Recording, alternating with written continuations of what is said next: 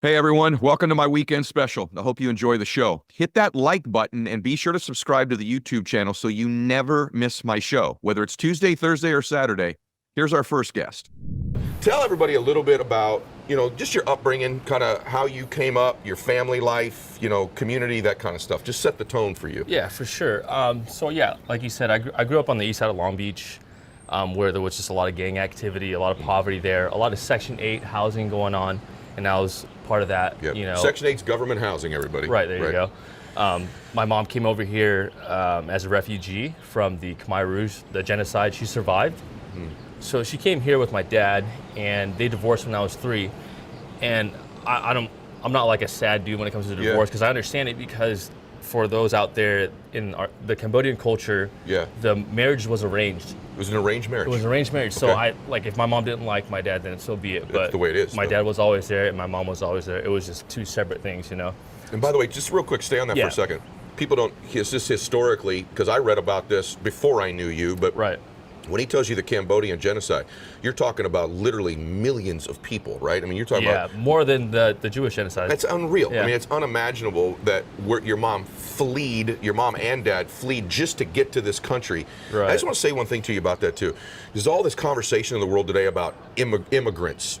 And I was going to tell you something. I can't stand the demonization of immigrants, because you and I both know some of the most hardworking, loyal, patriotic people in the world are people like your mom, right? Yep, exactly. They're the hardest working people in the world. So I just want to say that to set the tone, because I don't think you come to become what you've become without your mom. Exactly. No. Is that true? Yeah, no, she survived so I can do this. It's amazing, so I can get this freedom and live the life she never had. Yeah. So she can see that and live through me. Did your mom, when you were, I bet you didn't, but I'm just curious. Did your mother ever talk to you about being better than her or having a better life? Was this just like survival all the time? It was kind of a little bit of both. Really? But it was just always do better, go to school, do better, and that's it. They didn't really talk about the war. They didn't really talk about and this goes for the whole Cambodian community that lives here in the States. Okay. They don't really like to talk about the war. I don't know what it is, and all the younger generation can relate to me for sure. But they're opening up when we ask them these questions, when we're a little bit more grown up and really dig into our own history and try to learn. Yeah. When we ask questions, then they open up. But besides that, I think they just want to sweep it and throw it on the rug and it's like, hey, that's the past. We don't want to talk about it. You guys are free, live. Do you think that's interesting. So if you ask, weird. She'll tell you now, but when you were coming up and you're living in a really rough environment, she's not sewing into you all these stories from back home. No, never. She didn't. I think it was maybe the parenting of what they thought was right, or it was good. Let's not scare the children of these past history, or because I don't even know about this, so I'm curious. So do you think it helped you assimilate into this community, into this culture more, or was the Cambodian community still very isolated in its own community when you grew up? It was kind of isolated, but now it's out there more with the help of Angelina Jolie. Yeah. Actually, she helped bring the awareness of the culture out. Yes. So it's become more mainstream and stuff as far as the history and what happened in the country. Okay. But so you grew up with literally gang activity around you outside the front door constantly. Yeah, gang activity, Mexican gangs, black gangs, Cambodian gangs, Asian gangs, everything. Were you in one, or were you never participated? No, I never participated. It was, I had friends that I skated with that you either chose to go skateboarding or you go gangbang. So there's two cultures, skate culture and gangbang culture. Yeah, but see, what people don't realize over there in Long Beach too is sometimes you don't choose to be in these gangs. You get jumped in from the streets and it's like, okay, now you're in. If you want out, then you let us know. You know, because I had close friends that are in gangs that told me about this. Okay. So I just got luckily enough. I want to learn. I want everyone else to learn. Do you get jumped out too? If you say I want to get out, is there a way out? If you want to be out, do you get jumped out? For some gangs, I can speak on behalf of some of my friends that if you want out, then you can get jumped out. You get jumped out, literally just the shit beat out of you out. Yes, sometimes, or you've done enough dirt, which they call it, and then they give you the you get some freedom. Yeah, you're good. You've done enough for the gang, you're good. So how did you avoid it? I just stuck with skateboarding and just stayed away from the neighborhoods that I knew were heavily with gang activity. What did you speak growing up? What language did you speak growing English, up? English always? Yeah. Always? English. Was that what was spoken in your house, or did you speak that outside your house? I spoke it everywhere. You did? English, yeah. My mom spoke to me in Khmer, then I would just respond in English. You would respond in English? Yeah, I can understand it. No kidding? Yeah.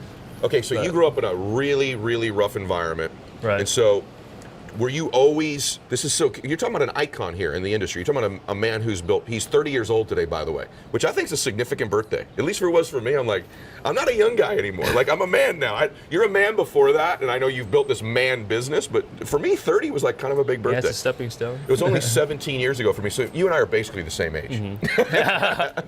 We're basically the same age. So you grow up like this, real rough environment. Were you always a little bit entrepreneurial? Like, how do you start into, I mean, we get to Live Fit, but before we get there, like, how do you start in, like, did you eventually like make a t-shirt for something? Like, how'd that start? So check this out, like, on the streets when we were skateboarding, a lot of the kids' parents were just, they had to go to work. Like during summer days, we would just go out, get maybe $5 from our parents here and there. And I remember literally trying to make money on the side. Like if I had 2 skateboard decks, I would literally, hey, who wants to buy a skateboard? My old one for $10. Okay. And we would hustle that. Wheels, so you were already a whatever. hustler. Yeah, I didn't know that at the time, but I would exchange, you know, things that I had extra for some money. You know, I was like, hey, I just make some extra cash. Here's some wheels. You want it for $5? All right, cool. Yeah, straight up. So you're already negotiating. You're already hustling a little bit. Yeah. Really young. And I was building that very young, and I didn't know now that that's what it's turning me into. You know. Yeah. So there's a little bit of that gene in you, like somehow already. Yeah. That's interesting. So how's the first like? How do you end up making a shirt? Like, how's that start? Like, what started that? So the whole shirt thing, like. So I've been in the clothing industry before the fitness industry, far before. Clothing before fitness? Yeah, I didn't know before that. Fitness. Okay. Yeah, a lot of people don't know that. Okay. In high school, I played in a hardcore band. I played drums in a band, and in that period. What's a hardcore band? Explain that to everybody. A lot of screaming. Okay. You talking about like a punk band or like my generation? Like punk hardcore metal band. Okay. I don't know what kind of bands like that can relate to like today. Terror maybe. There you go. I don't know. Yeah. Okay. But so you were a drummer. Yeah, I was a drummer in a band, and were you already tatted up when you were young, or you weren't? When I was 18. Yeah. Okay. You got your first tattoo at 18? First tattoo at 18. Is that because like mom wouldn't let you, or like you just never thought about it? Mom wouldn't let Asian you. mom's like, you get a tattoo out of the family. I'm like, all right. Okay, all right. And then 18, and then then fully you blasted. blew up. Yeah, blasted. But yeah, so from being in a band, you know, you need merchandise, and I was like the creative kid, you know. I was like, hey, let's get some fucking shirts that have our band name on it, you know. Okay. So I decided to take a graphic design class in high school. This is my sophomore year. Here we go. And that's when I first started learning Adobe Photoshop. And in that class, they did one course on how to make a t-shirt from burning the emulsion to making the screen, literally from like silk screening to applying emulsion to burning the screen in the red room to putting on the screen on the press and silk screening and then drying it. The whole like process. So you're like 15, 16. Yeah, 15 years old, doing that whole thing. And to me, obviously I was learning it, but I was having fun at the same time. I was like, I just want a fucking dope design. Yeah. So I was just so concentrated on making the perfect design for my band, and then obviously the process came with it because you had to do it. Yep. And then I made it, went to the shows, and started selling the merch. At the shows for your band. Exactly. That's how it starts. That's how we get money. That's how we get paid. You know. Okay. So you're really, I believe this about you because I'm fascinated with this man. Just so you know, like. I had a little bit of a man crush on him before I met him, and I haven't had that on my show. I've had all these athletes on here and, you know, well-known business guys. My first real man crush in business was you, which is a little bit creepy, but it's true, right? Like, because he's very unique. Like, he's this jacked up dude. He's built this great brand. Spilling whiskey all over himself. That means you've had too much whiskey, by the way. I know, right? I got him a little loose for you here, everybody. But like, because I think you're really, probably at heart, I think you're an artist. Mm-hmm. Like, I think, you know, the fact that you were in a band, the fact that you created, you know, these shirts, I think you're a creative, brilliant artist. And the results of your brilliance is people love your art, right? They love your brand. They love the look of it, right? I think that's the first thing. So, okay, so you got the shirt you got the shirt skill, right? The art of doing it. Now you made a little bit of money from it. Where do you end up going from there? So, obviously, the band look, the tattooed look, selling t-shirts. My mom was like, man, what the fuck's this fool What are you doing? What the fuck's this fool doing? So are you out of high school now and not in college? I'm in high school. You're still back at that 15, 16 in the band. Yeah, and I'm like, dude, I'm gonna be in a fucking band forever. I'm gonna play, I'm gonna fucking just do this shit, you know? And my mom was like, nah, I think you gotta go to school. You know? Right, which is good mom advice. Exactly. Right. So then at the time, obviously I was in a band, and I had friends that had clothing brands as well that sponsored bands and whatnot. A lot of guys did that then, right? They still do it, right? They get these little brands that kind of are connected to bands and different things like that. Okay. So then I had this buddy, Mark Atkins. He had this this brand that literally sponsored a ton of bands at that time and blew up. Okay. And I've seen this blow up. I'm not going to say the name of the brand because he doesn't own it now, and it's a bunch of legal shit that happened. Okay, he got burned. Yep. But my buddy Mark Atkins, a fucking smart dude. Right. I know who Mark is. Yeah. Yep. He took this brand, and we were like 16, 17-year-old, and I seen him take it from a small scale to now being distributed into Tilly's, Zoomies, all over the place, you know. And I was just like, fuck, this is crazy. And I was telling my mom, I was like, hey, this is something I want to do. And this is before college. He's like, no, whatever, you know. Be realistic. Yeah, and I was working for Mark too, helping him still train at the time. Okay. And then she's like, no, you got to go to school. So I was like, all right, Mark, you just handle this thing. And then he blew it up. I'm like, fuck. So I was experienced to that. I seen my own friend blow this fucking brand up. So now you got an example. Exactly. I'm like, dude, this is what I want to do. But since my mom was like, all right, you go to school, I decided to take the school route. I applied to Cal State Long Beach, got in, and then that's when I started studying kinesiology. Kinesiology? And getting into fitness, trying to be a trainer because that was But all of that sort of, this convergence, because this happens in everybody's life, there's like this convergence of circumstance that all end up favoring you, right? Like, so the fact that you had that example, the fact that you did the t-shirt thing, the fact that you're an artist, now you're learning about kinesiology and the body, all of that sort of, you don't know it, but it's building this combination, this recipe that ends up being Live Fit and some other brands, right? Exactly, That's crazy to me. Yeah. So you go to college, a lot of people can relate to this. Our family's encouraging us to do the traditional path, which more and more, by the way, in life is becoming less traditional. More and more people have awakened to the fact there's nothing wrong with going to college. Christiane and I debate all the time, should our kids, my son's a 4.5 GPA, right? Like, should he go to school? I'm kind of for him going.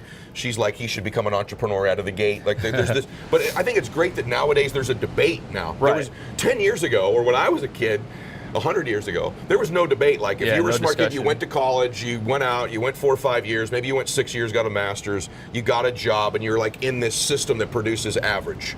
Right? You just kind of end up in that system. So you're kind of trending there, but you got this artistic bug, the entrepreneurial bug. So you're at Long Beach State, and now what? Now what takes place? So when I decided to obviously go to school and college, I wanted to move out, so I was like, all right, man, I got to get a job somewhere, you know. And I've done everybody relates to that. Yeah, I've done construction. I've done the whole T-shirt, silk screening thing, and then, you know what? Let me do something that's in the field that I'm studying in. So I was like, okay, let me apply to Bally Total Fitness when it was around back then, before it got bought out, right? So I got hired on as a personal trainer. Okay, did you get certified or no? Yeah, I got certified. I got my AFA, NASM, all that stuff. And at the time too, I don't know why I always leave this out, I was in search and rescue as well. So I was like fresh, I was gonna be a firefighter. Dude, I did a lot of shit, man. Wow, Yeah, so I graduated Rescue Academy, had the CPR, first aid, all that stuff, plus my certificates of training and stuff, so that's why they hired me right off the bat. Kind of stood out because I was tattooed, had big old holes in my ears at the time. That's where these holes are from? Yeah, they're like, who the fuck is this kid? But I had all my credentials at the time to get hired on. So I got hired on, that was my college job throughout college. You know, because it was pretty flexible. I trained when I had clients, this and that. And then I built a pretty big clientele at Bally's before I went private, because I took all my clients from there and then went private. So let's talk about that a minute. I was interviewing Bedros Koulian the other day, and he's a huge fan and friend of yours, and I know that feelings are mutual between the two of you. But he was telling me that when he was a trainer, that was a really important time in his life, because the type of people you train typically have a couple bucks, right? And so these people sort of become kind of quasi mentors. So is that now, because mentoring is also part of the recipe, right? So was that part of sort of the formula of creating you? Like, you got the art background, the band background, you've done the t-shirt. By the way, when you're doing the t-shirt thing, were you hustling like, were you one of these guys I would see sometimes once in a while that you're selling t-shirts out of the back of your rig, or like, or no? I was never force feeding it, but whoever wanted to meet up, I'd go meet it. But I was never like, oh, this is my clothing. Nah, I was never the pushy type. Okay, you weren't that. You're not the pushy type. That's good to know. Okay, because I think a lot of guys think, hey, to get, because I'm not either. I come from a family like, the culture in my family is like, sales guys are almost like piranhas. Like, you don't want to be pushy. You don't ever want to make people uncomfortable. I still feel that way. So that's good for a lot of you to relate to that. Like, neither one of us got pushy to push our success, right? We got pulley, which meant what we had was so good, people wanted it to come with us, right? That's ultimately, you don't win by being pushy, you win by being pulley. It's a gravitational pull, right? So that's why you win. So you're at Long Beach State. I want to stay in here. You got this background. Now you're a trainer. You're kind of getting some mentoring. You're also probably making some money. Right? And so what takes place from there? So this is crazy. Like, Bally Total Fitness actually taught me a lot because it's strictly corporate. It's a machine too. It's fucking, dude, it taught me to be the sales savage, dude. Okay, good. I remember my director, she laid out 2 pieces of paper.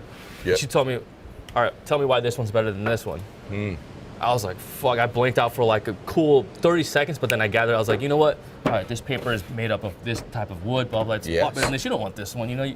Yes.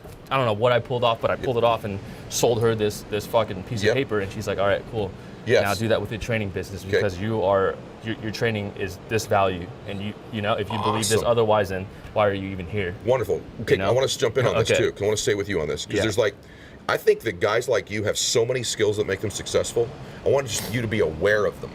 Another element in any business, so this man's in the apparel business, the fitness business, you have to be able to persuade people, right? Like that's another layer that I didn't grow up with. No one taught me how to communicate. No one ever taught me how to persuade. Right. So there was a point in my career where I learned how to do those 2 papers. Yeah. So that's a huge, don't you think that's a huge, it helps you persuade employees to join you, right? Distributors, like pricing, everything. Persuasion's huge, right? Yeah, so it's huge. You learn that at that's interesting. You learned that at Bally's. Dude, it was huge because at Bally's it was cutthroat. Once you're off your probation period, if you don't make clients and you're out of here. They will, you not only you're broke, they'll get rid of you. Yeah, they'll get rid of you. You're done. Okay, I ended up making, not even being a regular trainer, I was one of the elite master trainers, breaking almost like 10K a month for Bally's at the time. As a young guy? As a young dude. There was only like 5 of them at each gym. Do you keep gym. any of the 10K?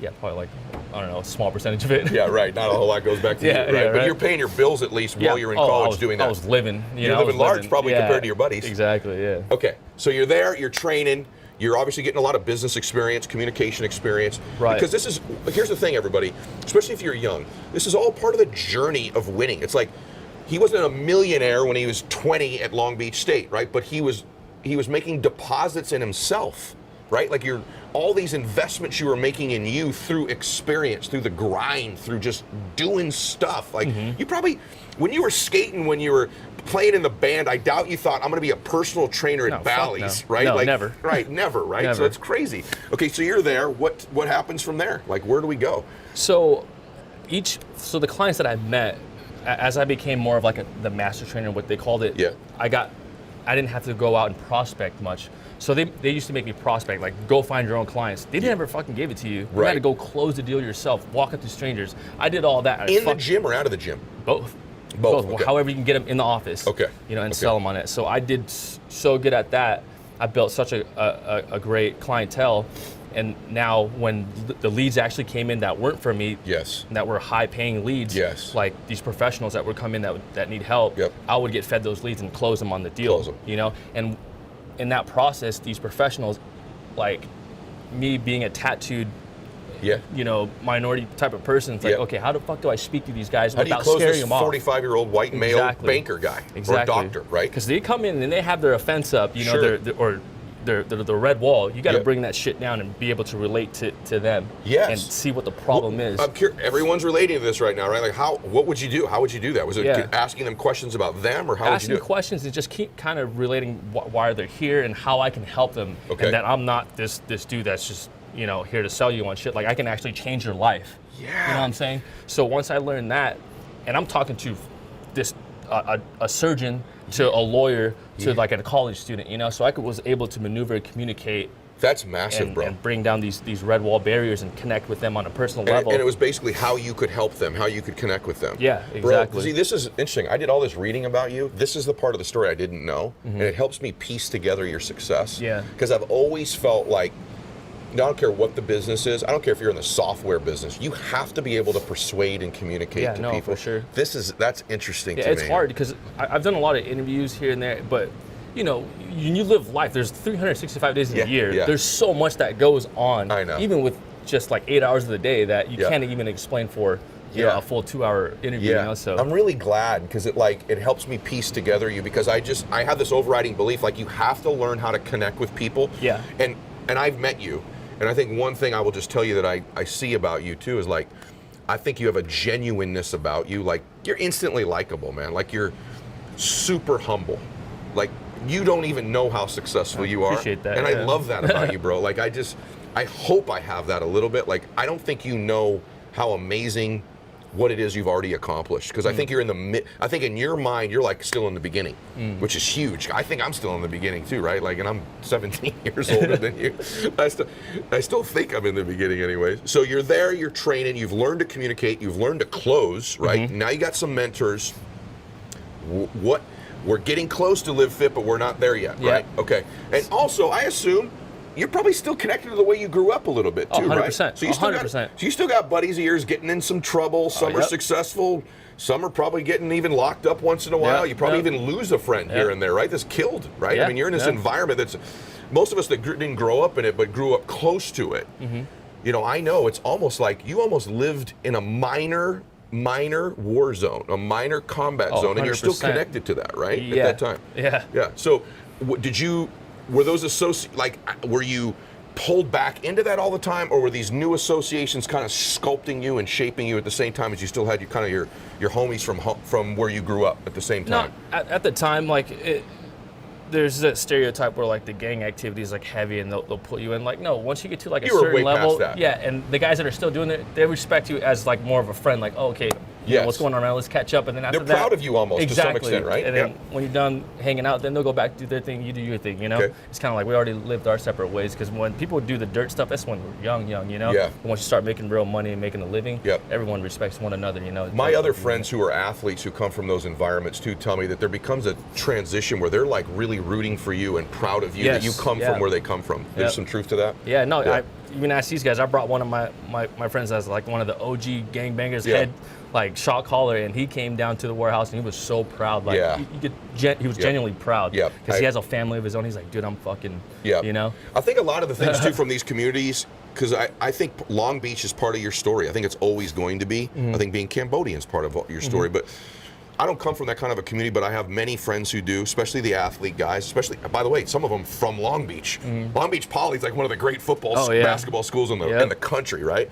And I think that sometimes a lot of the people that grow up in those communities, at least my sense is, their actual family isn't intact all the time. And so there's almost a family relationship to the community. Like they're all rooting 100%. For you. Is that true? I know exactly what you're talking about.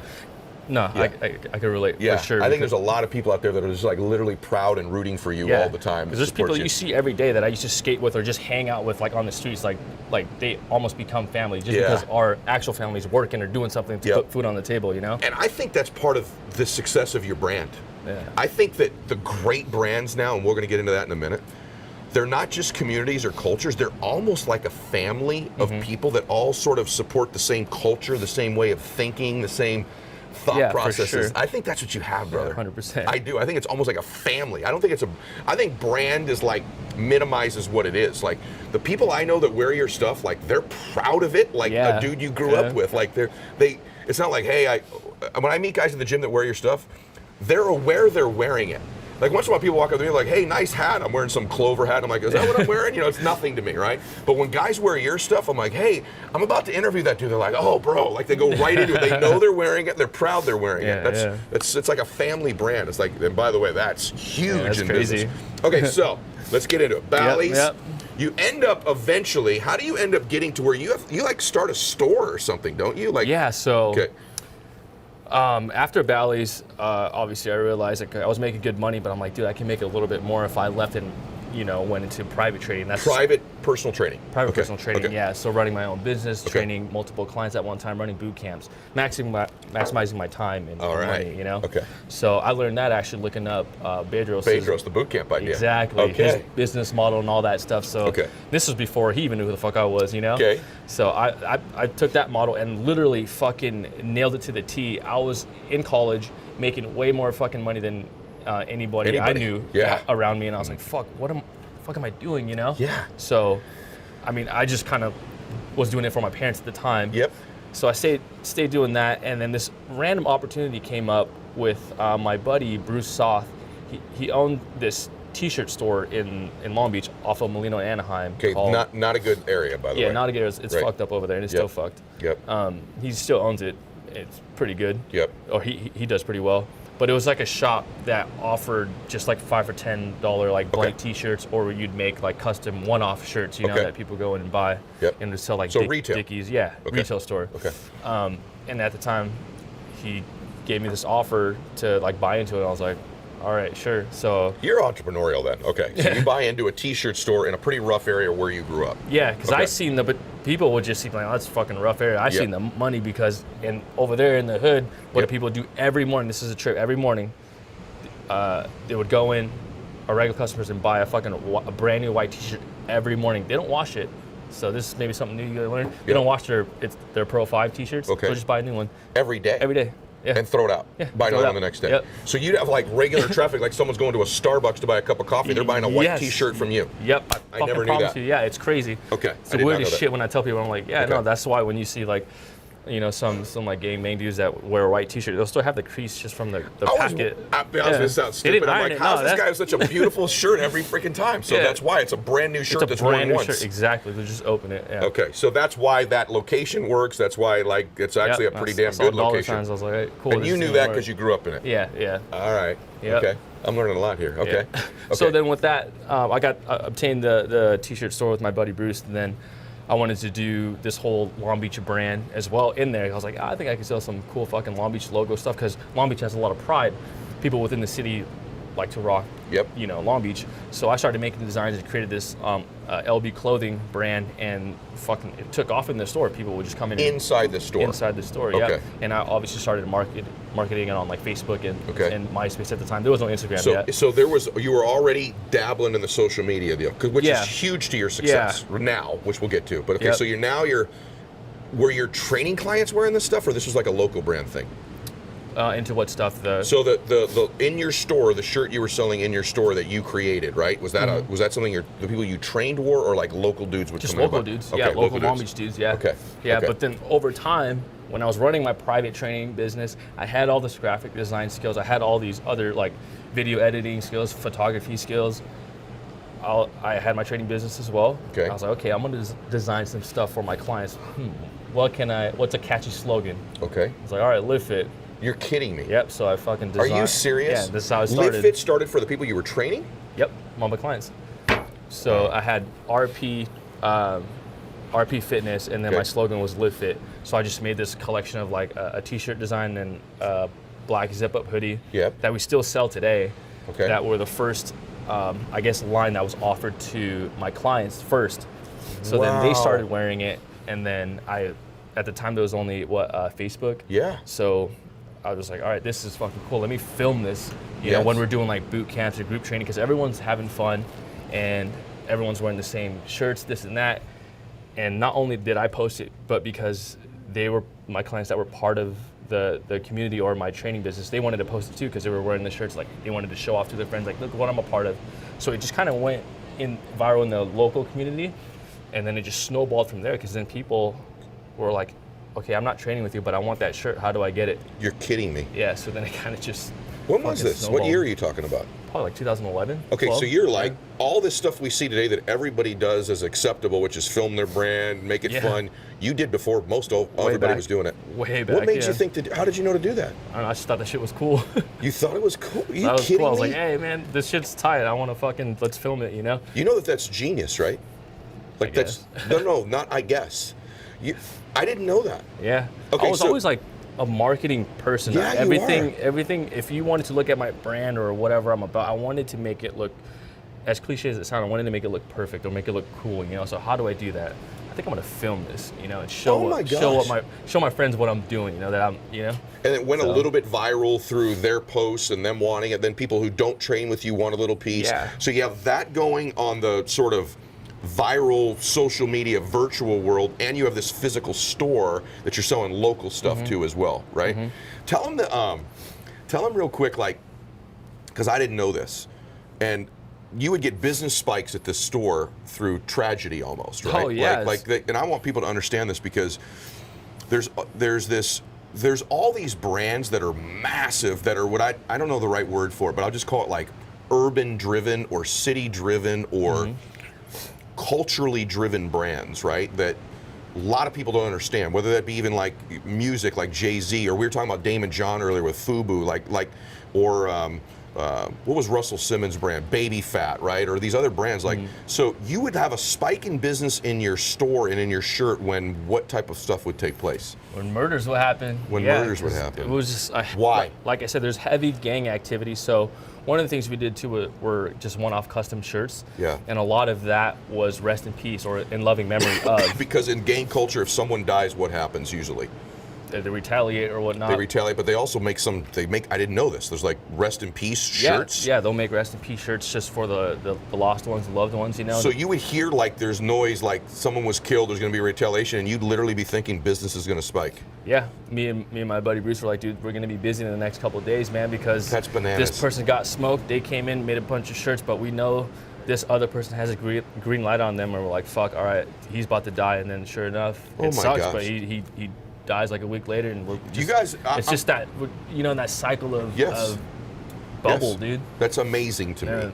And wild, man. So you what an unreal story, by the way. So I'm curious. I don't know this. Like, so you have this store. You got so it's interesting. You got all these things going. So you're training. You got this culture going where now Live Fit's starting. You got the store. Guys are coming and buying their shirts every single day, plus someone dies, business spikes because you're making those shirts, plus your normal brand that's local, plus the other stuff you sell. Like, do you ever get, I don't know, I always think about this. I go into, when I'm driving home from LA back here, right? Or when I was even a kid, I'd go out and play baseball at Long Beach State. I go to a game there, or I go to or even Cal State LA. You know, you drive back from there, you go get gas at a gas station. You grew up in Diamond Bar where I grew up. It's like, hey man, this is a rough gas station. This is a rough, I'm more careful, right? Like I go into where you grew up. And did you ever get robbed? Yeah, actually, when I was, they'll rob you. They don't care what fucking age you're at. I was, I think, 13, 14. It was on 11th and Temple. It's funny you asked me. I was with probably 12 of my friends just hanging out in front of my buddy's house. And these two Asian guys, they're Cambodian as well, because there's two gangs in Long Beach that, or two Cambodian gangs, and they beef with each other too. Okay, still to this day? Yeah, still to this day. There was these two gang members. They walked by and they looked at me. They're a little older, and I was like, that's kind of weird, you know? Why the fuck did they look? And they walked to the end of the block, and then they decided to walk back. I was wearing this gold Buddha necklace. I didn't know at the time. You know, my mom gave it to me, and then your mom gave it to you. Yeah, and then these two guys came up, and then one of them, the second time they walked back, he took a knife out, he put it on my neck, and he snatched it, and all my friends were just like, we kind of just knew. We're like, fuck, all right, what the fuck we do, you know? I even called my friend that was in that gang too. I was like, hey man, can you get my fucking necklace back? My mom's gonna fucking kill me, you know? She's gonna beat my ass, because that's just what, if you get jacked, they're gonna get mad at you. But then they're like, nah, dude, I can't. If they're just doing that, that's just part of the work. And I was like, fuck. Did you ever get it back?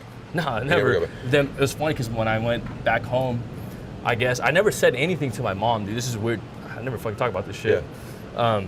She never asked where the necklace was, and it was fucking years later. I was like, hey mom, you remember what I thought? She's like, I knew you got robbed. I was like, fuck, are you serious? She knew. Yeah, because I was like, how you know? She's like, she just knew. I guess I was too quiet or something, or, you know?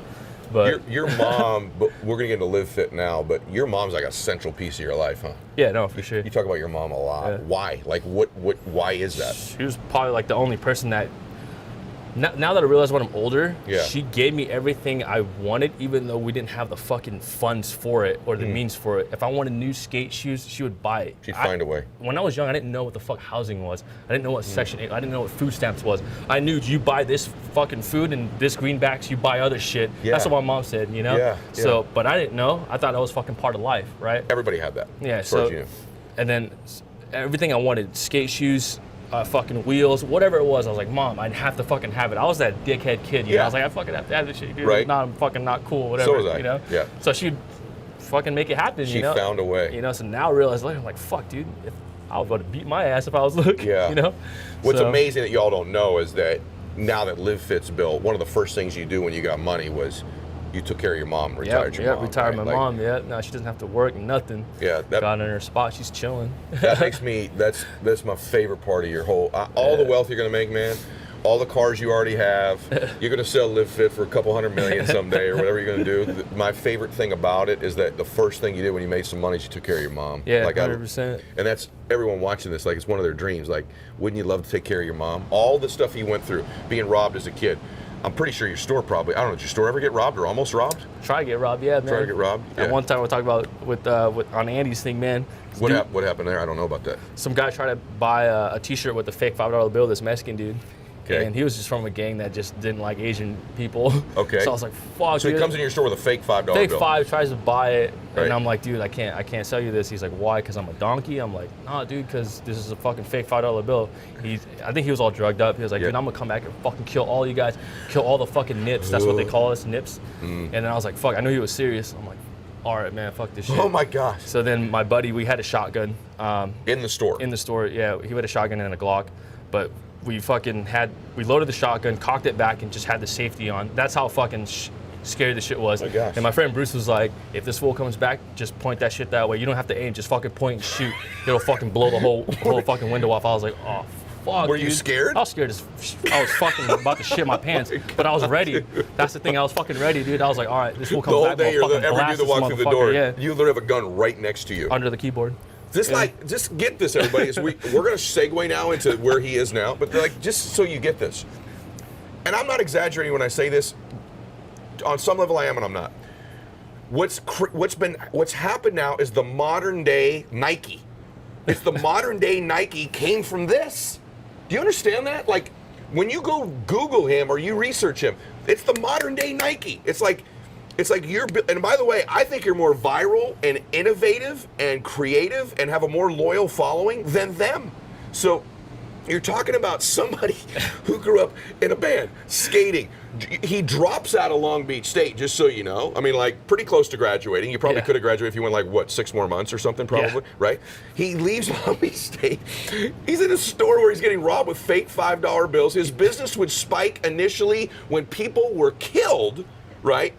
And he ends up building this modern day massive brand. So just think about what you're capable of when this man's done this. And there's this combination of unique things you've built. You've got this artistic, I think everyone who wins in business takes advantage of some birth blessing and then builds skills after it. Mm-hmm. So like for you, my analysis is you were born with a birth blessing of artistry, of creativity, right? Like skating's an art to me. I skated too. So skating's an art. Playing in a band is an art. Creating these designs you've created is an art. I think at your heart, you're an artist, but that's not enough. Then you learned how to close. Then you got some mentoring. Then you learned to be an entrepreneur, which you already had that kind of desire because you come from nothing, so you want to make money, right? Like scarcity, crazy. I want more of this. Exactly. World-class mom who sows belief into you and love all the time. Like just loving a child like you were loved by your mom gives you confidence. Like even as I say that, just so you know, badass tattoo guy, your face just changed, right? When I talk about how much your mom loves you, right? Like that's this. When the story of your life, and you're engaged in this beautiful woman you're going to marry, the central figure of your life till this moment is your mom. She's the one. If I turn the pages of the book of your life, is your mom, right? Yep. And so I love that, bro. Like, and your mother went from like I've read about like literally no food, eating like anything she could find to eat, right? Like, is that not true? Like. Your mother would like, what would she do? Like to eat? Like literally. I remember the story because I asked her. Yeah. I remember her mom, my grandma, during when they were at the, what do you call it, the labor camps? Yes. Because they only get fed one time or twice. They would try to they see a fucking lizard, she would snag it and fucking like kill it and put it in her pocket and then later distribute it to the rest of the kids later just so they can eat. I heard that. Knowing though that if they did get caught, execution right away. But it's like fucking eat or fucking, just survive every day. Isn't it amazing that your mother, bro, like... No, it's fucking trippy, dude. And her son becomes this? Yeah, like, it's wild. I just like, I hope people listen to like, if this is possible, what's possible for me? Or my children, right? Like, or my future, like your past, your upbringing, the tragedies you've gone through, they don't define you. Like, look what this man's become. Welcome back, everybody.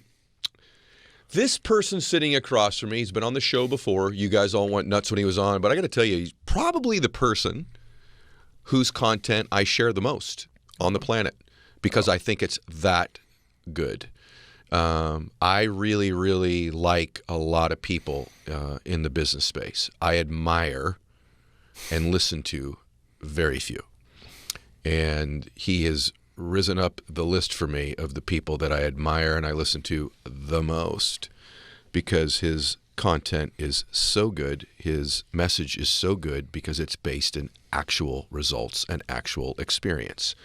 My guest today is Alex Hormozi. Welcome back, brother. Thank you for having me, and such a gracious introduction. Just to apologize ahead of time to the audience, there's no way I will live up to that, but I'll do my absolute hardest. I'll try my hardest. He will. 15 minutes in, he will have exceeded it. By the way, he's got a new book out called $100 Million Leads, How to Get Strangers to Want to Buy Your Stuff. And I think it's the book launch, I told you this off camera, I've heard the most about ever. He had a few people participate in it. How many did you have? Tell him. Yeah, we had 500,000 people who signed up for the event. We had just under 200,000 who clicked to join live. The moment we launched, it was wild. It was a whole city. And I said to him, well, how'd you do it? He go, actually, I did the stuff in the book. Yeah. Give us a couple specifics of what that means. I'm going to give a little bit more context, and I'll give the better answer. So $100 Million Offers, which is my first book, was an offer about making a proposition to somebody that they would say yes to. So how to make offers so good people feel stupid saying no. And the first question that you need to answer when you're an entrepreneur is, what do I sell? Right? And so you make an offer, and that's why that was the first book. And so the offer book itself was what I would consider a meta book, as in it both... The goal was that I demonstrate the concept while also teaching about it in the book. And so the book itself, I premiered it for $1.99, and it came with a course that most people would charge $5,000 for, and I gave that away for free and did no paid advertising whatsoever. And it continues to sell 25,000, 30,000 copies a month.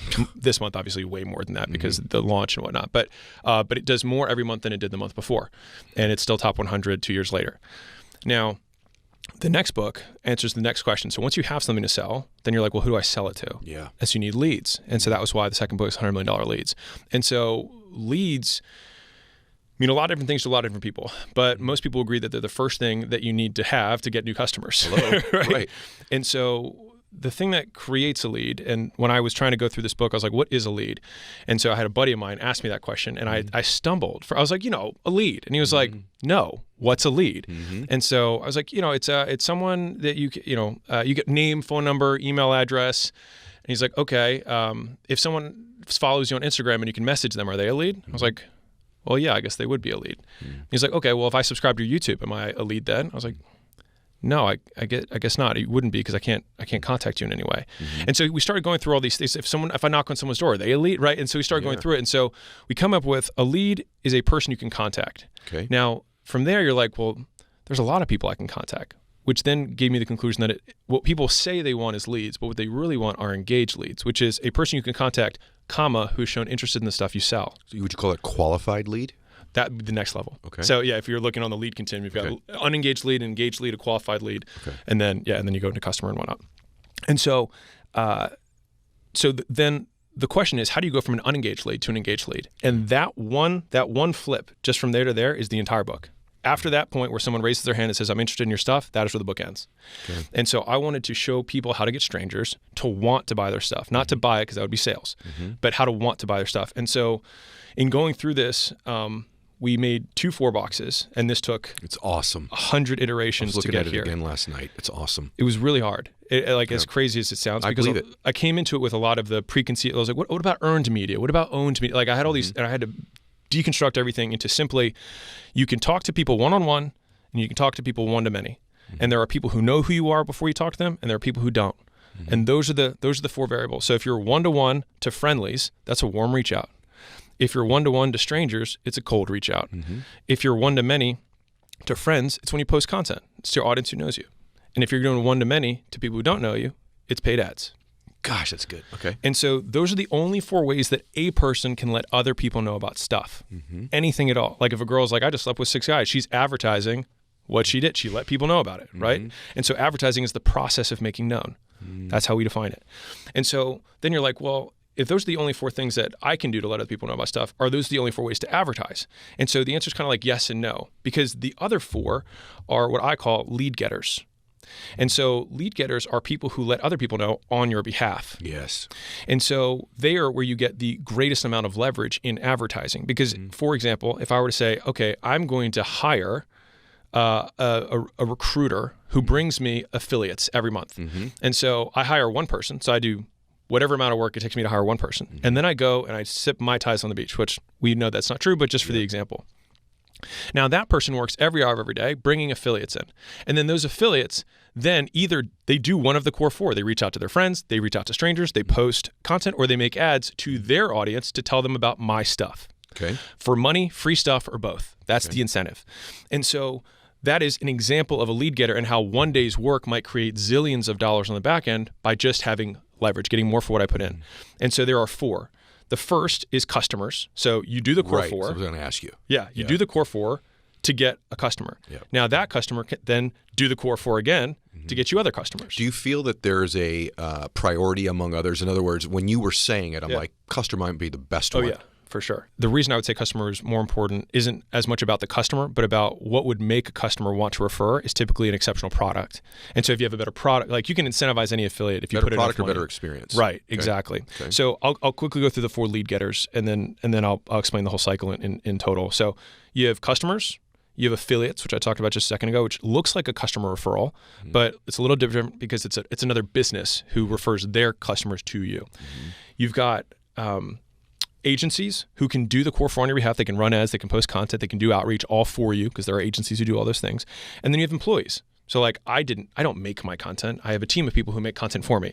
And so you can see how the first 4 things are the only things a human can do to let other people know about stuff, to advertise. The other 4 are the people you get from advertising who can then do the advertising on your behalf. And so the long-winded answer for like, how did I get 500,000 people there is that I purposefully took the 24 months leading up to that, because once offers launched, everything was about leads. So I knew that, the audience didn't know that, but everything that I was doing was knowing that in 24 months I was going to have my next book come out. And so I wanted to use every tactic or method in the book to advertise the book.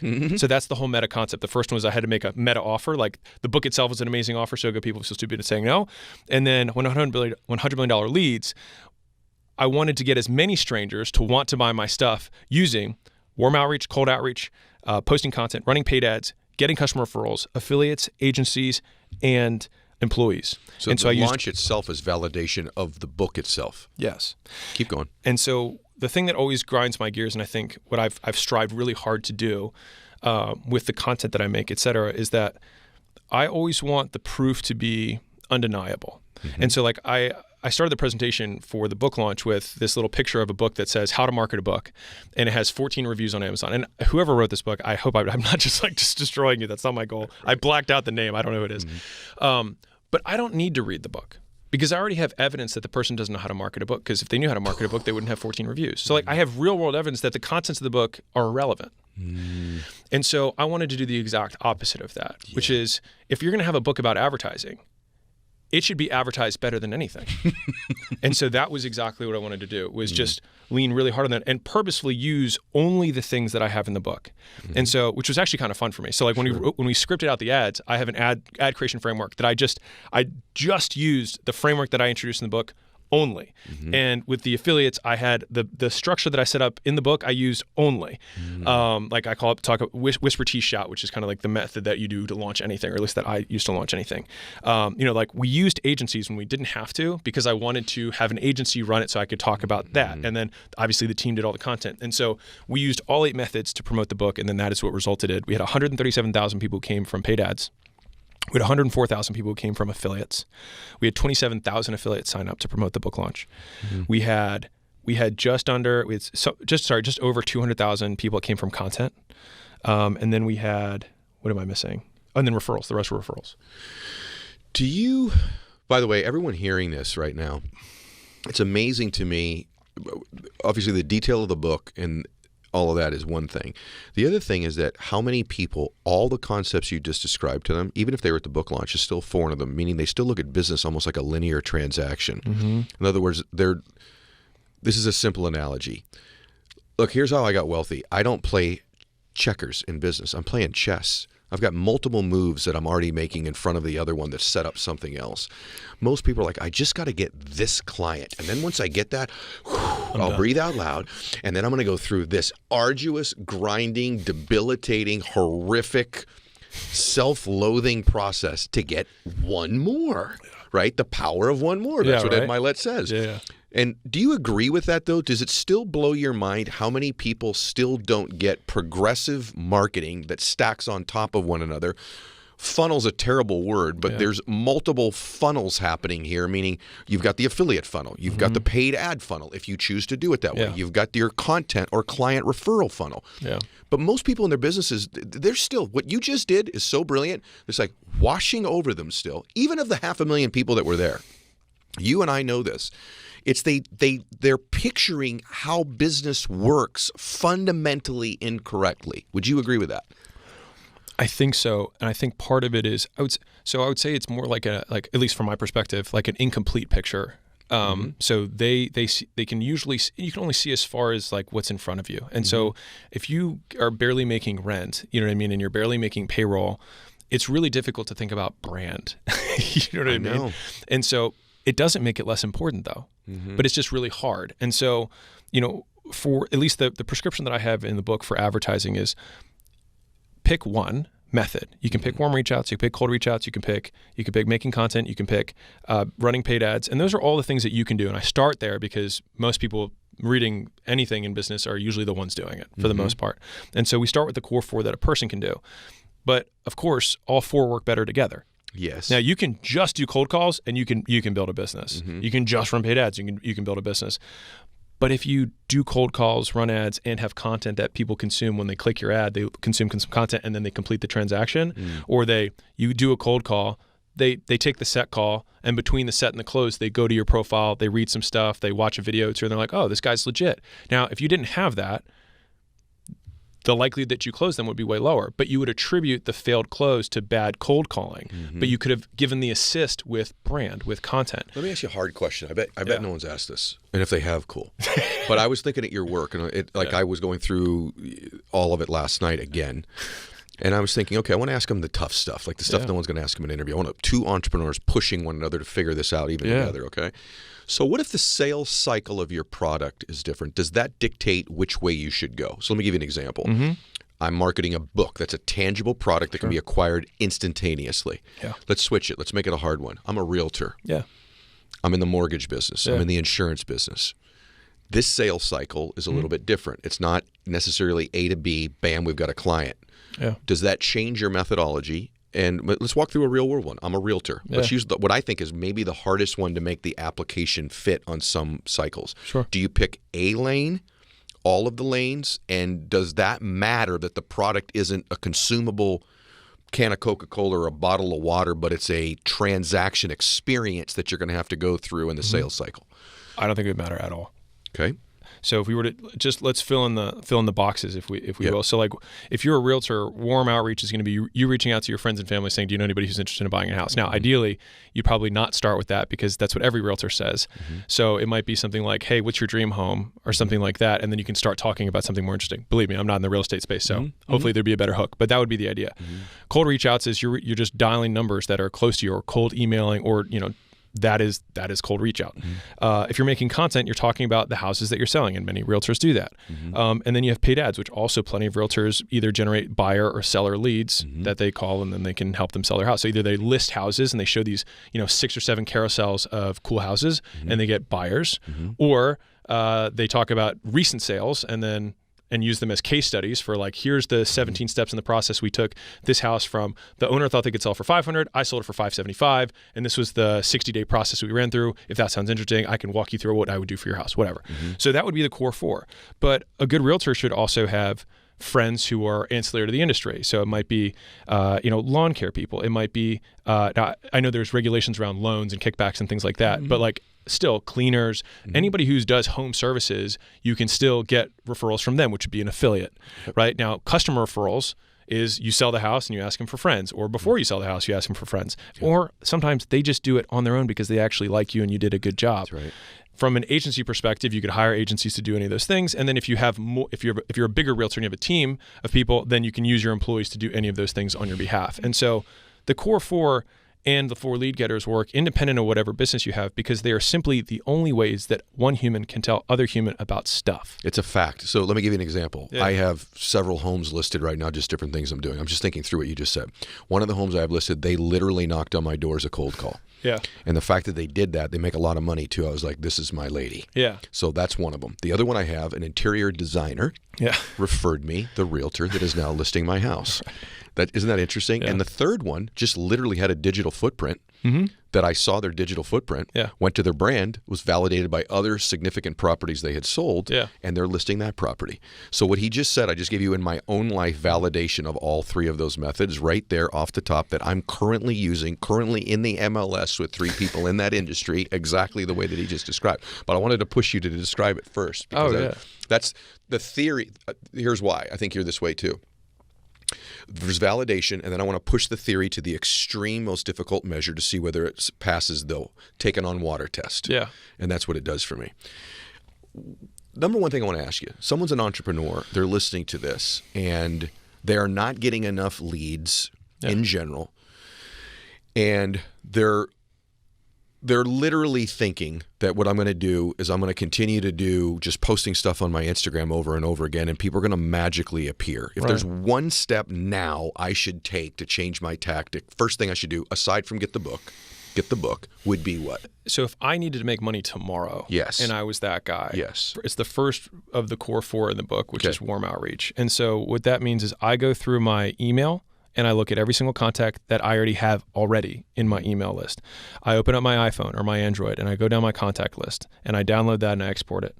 And then I look at every one of my social media profiles. I've got 700 followers on Instagram. I've got 400 friends on Facebook, and I list out all the people into one Mondo Excel sheet. That is my first leads list. Yep.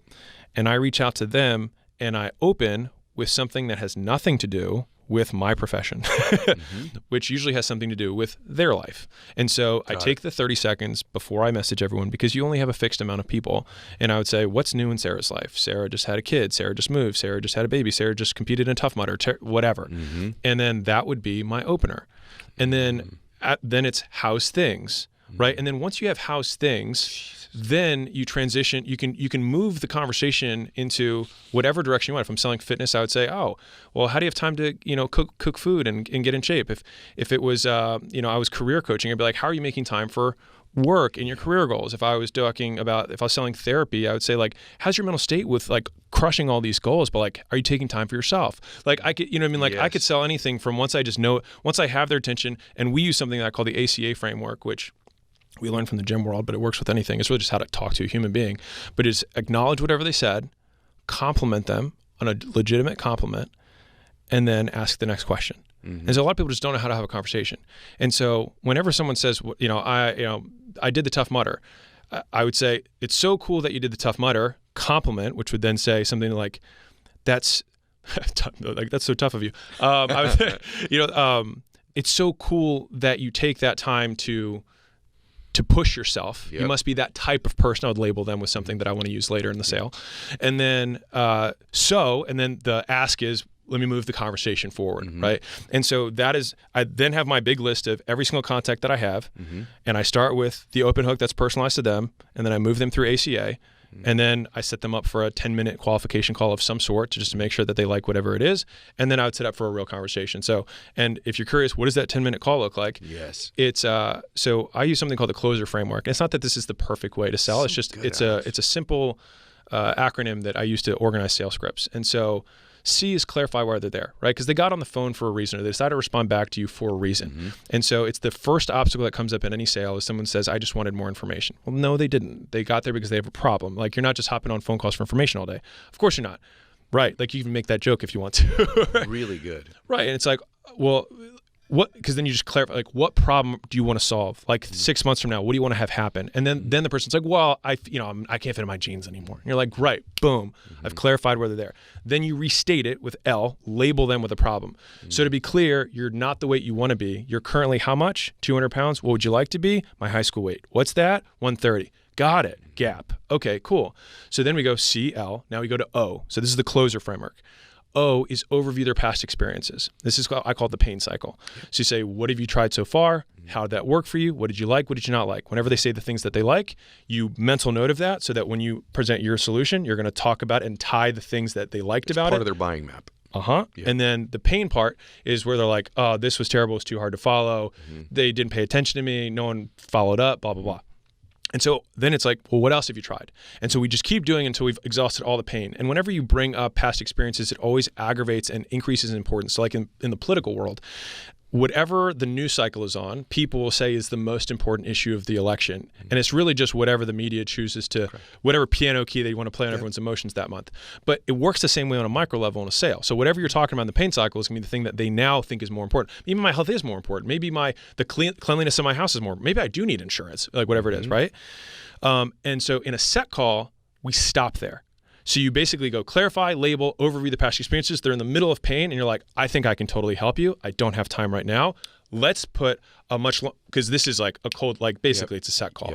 Now, if someone has, if you're selling a smaller ticket thing, then you can go cradle to grave, right? You can go to clear to close if you want to. But if you're selling an insurance product, you're trying to buy, get them to do a house or do a longer sale, then cool, then let me put some stuff together for you so I can give you a much more informed answer, but I think we can really help you. Can I ask you a question before you do that? Do you get any commitment from them? Like if I can end up helping you, are you open to me solving the solution for you, or do you not get any hook close at that point? Yeah, we call it the integrity tie down. Yeah. So we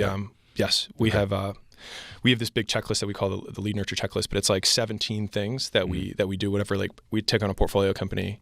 We always look at their show rates on appointments, and we can usually take all show rates, even in the coldest prospects, to 85%. But it's like everyone's like, what's the one? There isn't one thing. You have to do like 17 things that each bump you by 5 to 7%. But I like it. So you're going to end the conversation there with some probably minor commitment close that if you can solve the problem, they're going to move forward when you get back together. 100%. Okay. And so then when we go to the second call, we still go through CLO again. And you'd be like, again? And you're like, sure will. And you just dive a little bit deeper into all of them. And then you go SER. So S is sell the vacation. And I use this acronym, this moniker, because I say you want to sell the vacation, not the plane flight. And so a lot of people, when they want to sell stuff, they talk about the widgets, right? They talk about TSA. They talk about checking their bag and taking their shoes off and who they're going to sit next to on the plane and the seat and how long the flight's going to be and the modules and the services and whatever. But people just want Maui. Yes. And so you should be describing the beach and the ocean and what they're going to experience the moment they get into the hotel room, right? And they can open up the curtains and they look out the window. Like that's what we should be describing, not how they're going to get there. So you sell the vacation, and then ER is explaining what their concerns. So once you sell the vacation, that's when you make the ask. And then E&R is, okay, if they don't say yes immediately, totally reasonable. Most people don't. Expect no. Train for no, because that's where you make the money.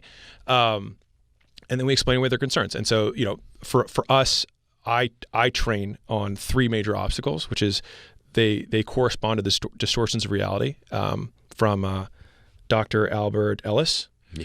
And so you've got people who are upset at the universe, so circumstances. That's on the outermost layer. And then the next level underneath, and this is like an onion. So if someone says no and they say time, money, this isn't the perfect fit for me, all of those are circumstantial. And that's the easiest thing to say, and that's the first thing people say when they say no. The second level underneath of that is other people. So first, people are upset and distorted about the universe. Everything's unfair, nothing goes my way. The next level is because of insert person, blame finger goes out. My kids, my husband, my coworkers, my mom, whatever it is, won't let me do this thing. And so they put all the power in the other person. And so we have to break that apart and get somebody who's in power who can actually make a decision. And usually, I am a big believer in sales being an actual empowerment conversation. Because if you're talking to an empowered decision maker who's informed, that's the only person you want to talk to. That's right. And I believe a well-structured sales conversation can increase the number of people who are that person. Agreed. And so the final layer, the deepest one, is themselves. Right. And so they have their own fears that they have to overcome and doubts about what's going to happen. And so we work through those layers until we eventually have a person who has now made a decision. And so when we can do that, I'm a big believer in like try and get yes and no. Not to be like hard closing, but just so that if someone doesn't give a decision, then we want to walk them through how they make decisions so that they can make a decision about your product. And so as we're going through it, so that was basically just like the explain away concerns. And then finally, R is that the person says yes, and you reinforce the decision. And so a certain percentage of sales, especially in high volume transactional sales organizations, people back out. They get cold feet, Yes. et cetera. And so what we try and do is the moment someone closes, we want the next 24 hours to be unbelievably choreographed. Yeah. And so and we're talking immediate. So the moment they sign, or the moment the credit card goes through, they get a text from the onboarding person, or we do a warm handoff like, hey, this is Shirley. Shirley's gonna be taken from here, like I said earlier. And so what we wanna always do is set expectations, meet expectations, set expectations, meet expectations. And I have changed my tune about this. I used to always say over-deliver, but I've come to the point now where I genuinely believe that if you just keep your word, you nailed it. They will trust you more. And ideally, and this is a little hack for everyone, if you're any type of services business, let's say you're an agency that does SEO, whatever, and it takes you 14 days to on-ramp somebody. Rather than saying we're going to touch in every week, right, which would be fine, and that's what most people do. In that week, you probably do like 25 things, right? But you're going to have one meeting. If you want to be really clever, every day, send an email that says, hey, no need for reply. Just want to let you know we did these 3 things. We'll recap at the end of the week, but I just want to let you know where we're at. If you send progress reports every day, what happens is you create multiple reinforcement cycles. And so you're setting and completing. And so at day 7, when normally your competitor has only talked to them, this is the first time they talked to them since the sale, you had a warm handoff and they've received communication from you every single day. So this is like the 8th touch point for them. And now their trust in you is so much higher, which then translates to way lower backouts, way higher ascensions into whatever your next revenue thing is, or the next product or expansion revenue, and more referrals and testimonials. Yeah. And so we try and choreograph that process, and that's the R. And so close your framework, clarify where they're there, label them with a problem that you can solve, overview their past experiences, the pain cycle, sell the vacation, not the plane flight, explaining where their concerns, and then reinforce the decision. Okay, a lot to unpack there. Yes. Okay, so hang on. First off, this is one of those notes, a segment on the show. Yeah. Rewind it and go listen to it again. Go rewind 7 minutes back or whatever that was and listen to it again, because there's genius in there. I just want to unpack a couple of the things. Most of you make the mistake in whatever it is that you're doing, you even doing it with your kids. You are selling the plane flight. You're selling the process. You're selling the steps as opposed to the beach. That's a biggie. Number 2, this notion of the 24 hours post. I cannot get over how many people think the sale just got closed, I'm done. I cannot get over it. Number 1, you're probably going to lose the sale. Number 2, you're definitely diminishing the amount of leads you're going to generate from it.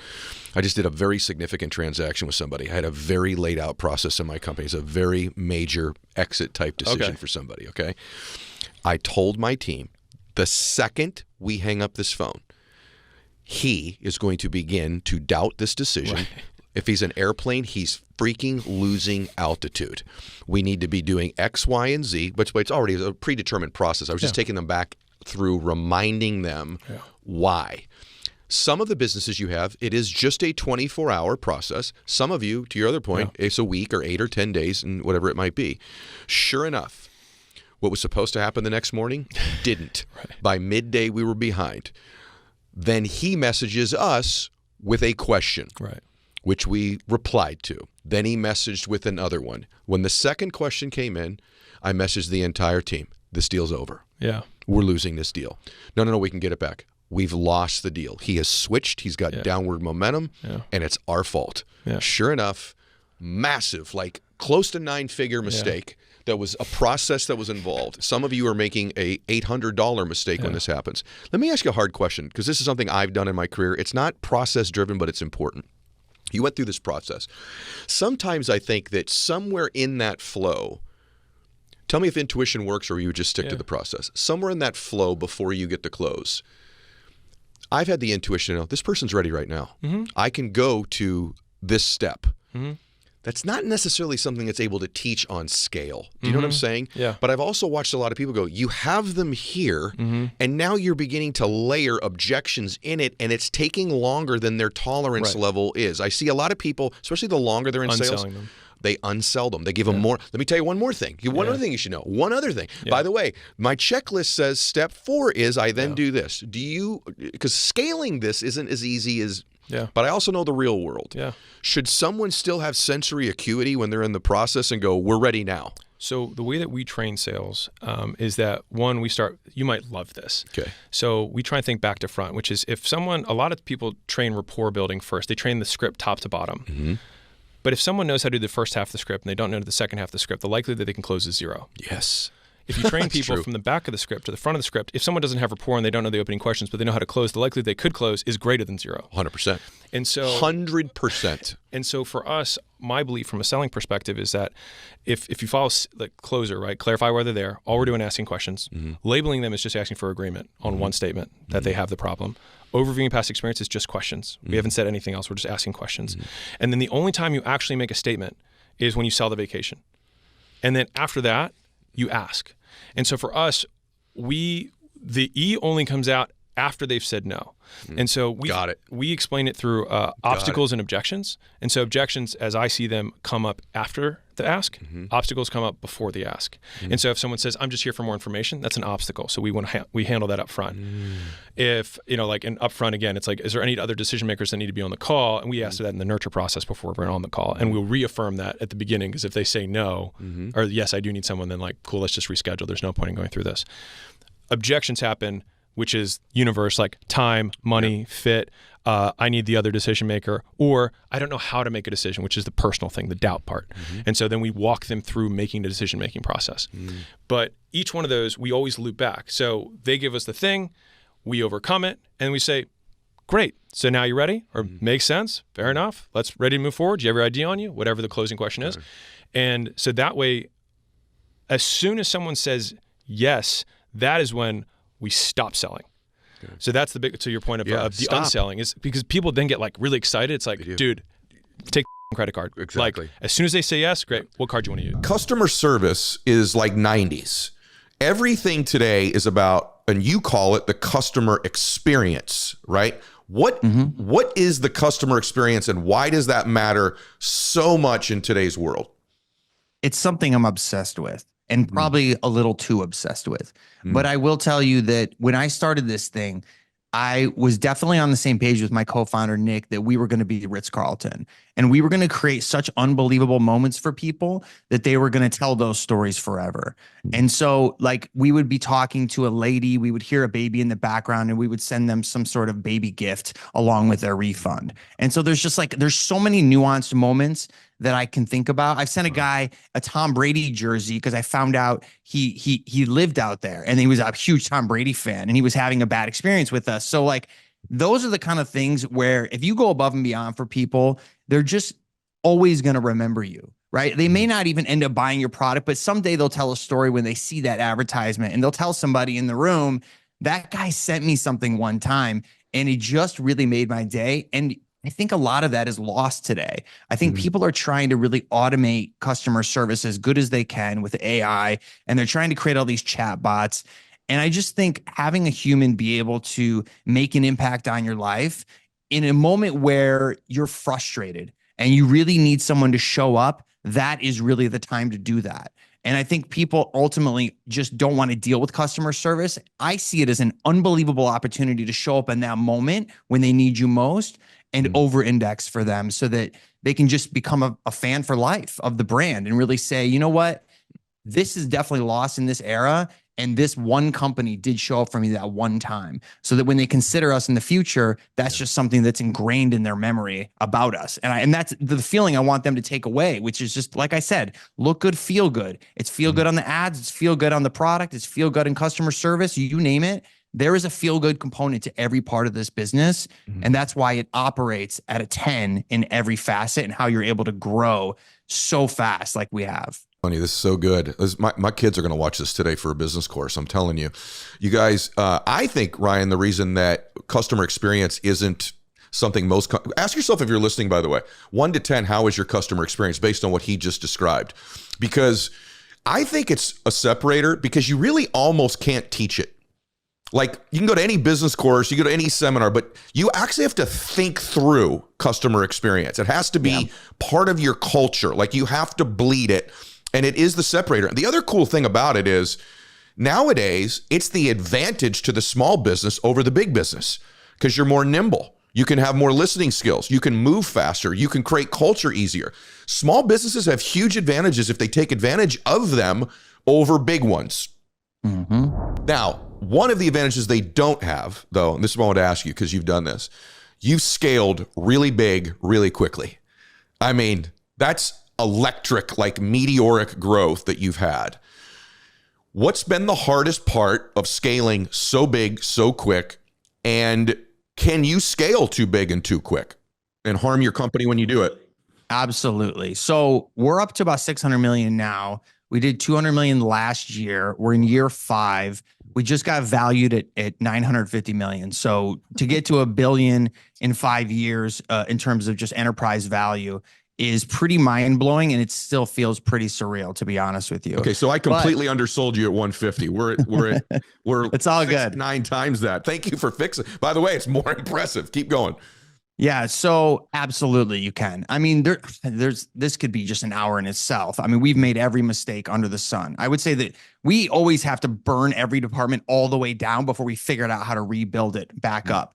So I would say most of the challenges we've had in the early days were over betting on inventory, which is like the classic mistake of every e-commerce company, where they just over bet and now they have all these receipts coming in that they can't fulfill because the sales aren't there. And so like in year 2, I made a $40 million inventory bet because I was like, hey, we're going to the moon, guys, and we're just going to keep going. So that was right after we had hit 100 million in year 2. So we did 15 million the first year and 90 the second year.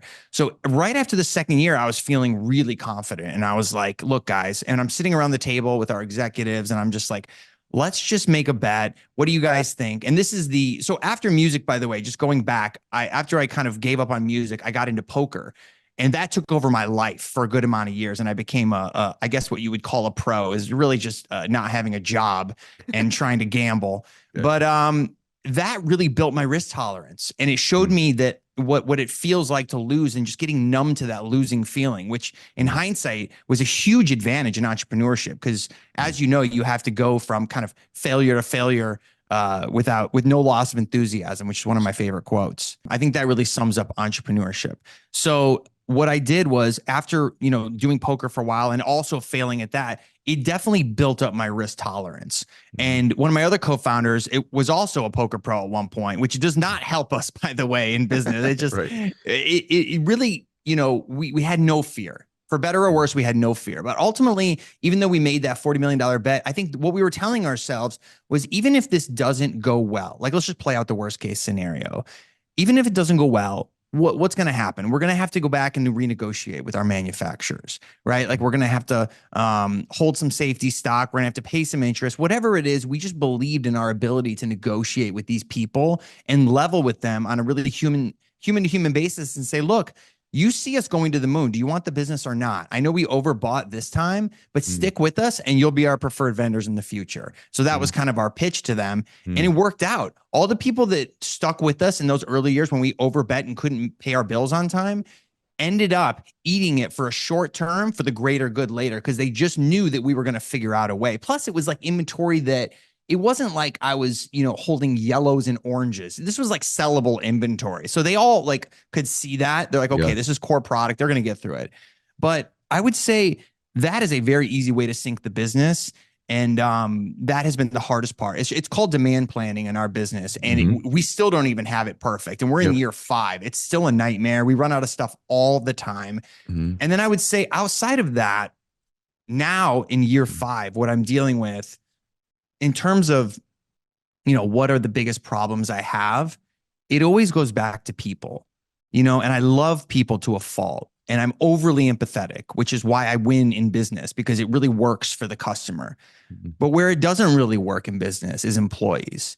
And I have had to learn to put the business first in a lot of situations. And when you move as fast as we do, and you're a startup and you're scaling fast, one of the problems with people is that when you hire a person for a role, the business outgrows them very quickly. And when we were at 100 million, that CFO is a different level than at 500 million, right? And now we're looking back and we're going, well, where do we put this guy? Like there's no other spot for him to go. And a lot of times we will find a spot. Like if it's wrong person, wrong seat here today, we will try to shuffle them around and make it work ultimately. Because if they're here for the right reasons, which is they have the right DNA, they're gritty, they hold all our core values. But, we really try to now look and say, I got a guy who works for Kitsch. Maybe you can go over there. Let me just ask him if he's looking for a CFO because he's doing, X amount of revenue and you're perfect for that bracket. Wow. And so it's really tough though, because you have to have insanely hard conversations with people. Yep. And people are going through their own stuff too.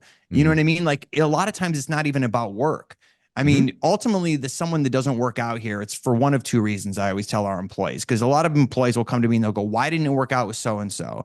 And I'll have to have these hard conversations. But what I always say is like, it's two things. It's either wrong person, wrong seat, and they're just really not qualified for that job because the business needs them to really move at an absolute 10 to make it work. We don't have the luxury of having 20 people for one job and they can just kind of chill and let things go. Like this isn't that environment. Like if you're here at True Classic, you are building legacy, you're working with an insane startup, and you better be providing real value for the business. So if you can't live in that world, we're just not a good fit. But people know that by now. They've seen enough podcasts or they've listened to us and they know how we roll. So it's not a big surprise anymore. But it's been really tough to watch all the OGs of True Classic kind of make their way out of the business because you start with one group and you end with a completely different one. Wow.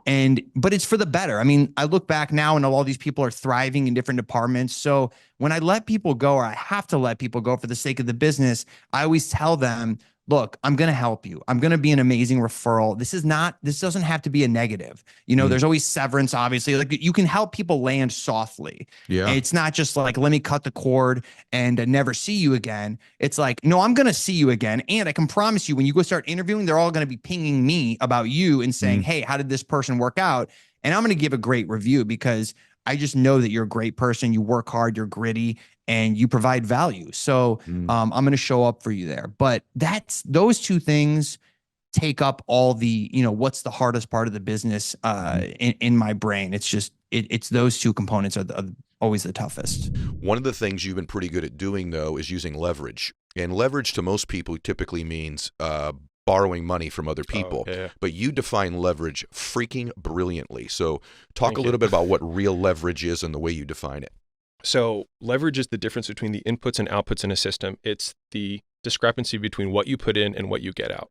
So if I have a lot of leverage, then it means if I put a little bit in, I get a lot out. If I have low leverage, I have to put a lot in to get a little bit out. If I'm working at a froyo shop, I have to put a lot of time in to get a very little amount of money. So I have very low leverage. If I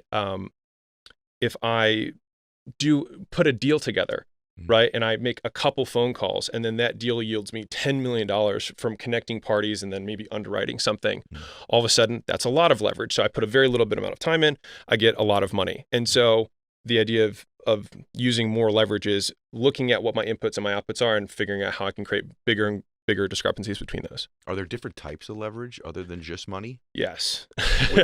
which are? So anything that increases your output without per unit of effort is leverage. And so that can happen in the physical space. So like a literal lever increases your leverage. If we take this podcast and you put it on YouTube, that was leverage because we put the same input in, but then we get more output. If I have a cold calling system and I'm able to now dial 10 phone numbers per minute because I have a dialer that's doing outbound, I have more leverage per unit time.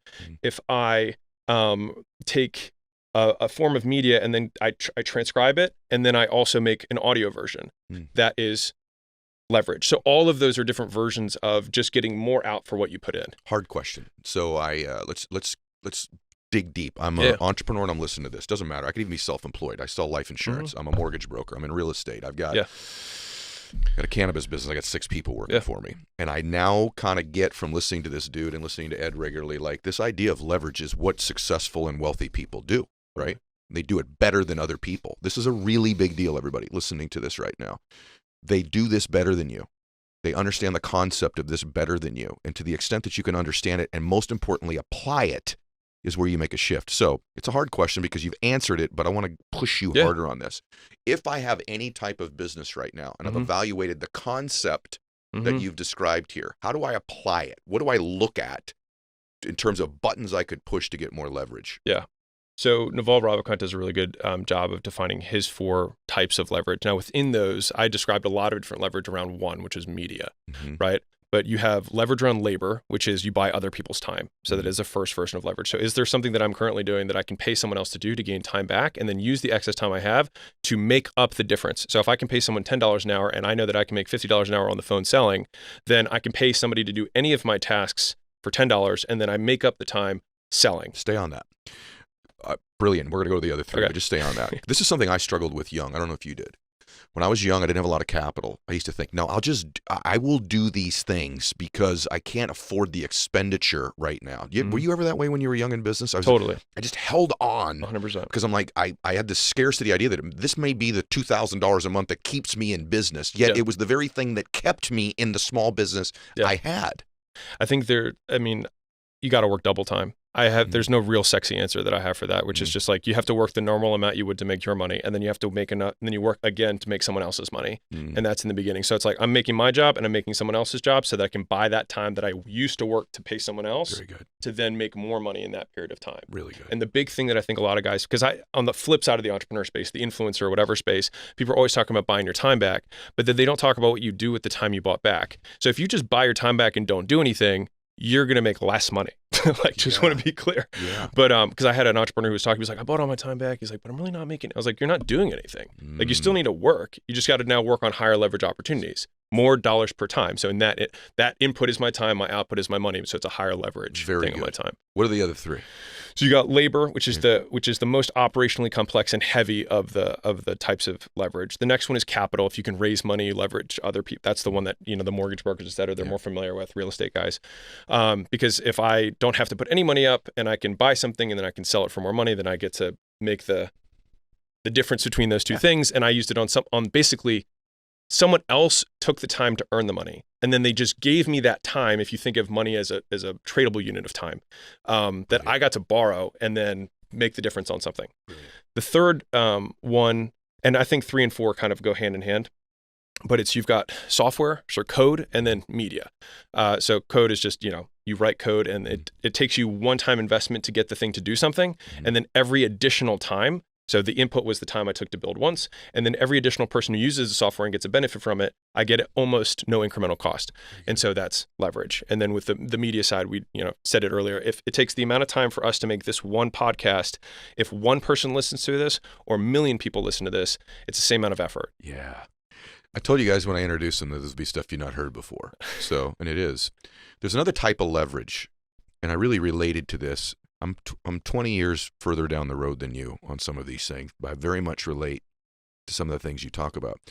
Obviously, you have this relationship with your dad. Maybe we'll go there, but that you were, just trying to prove him wrong all the time. But you said something in one of your quotes. You said, I found out later that I was constantly trying to prove a fictitious person wrong.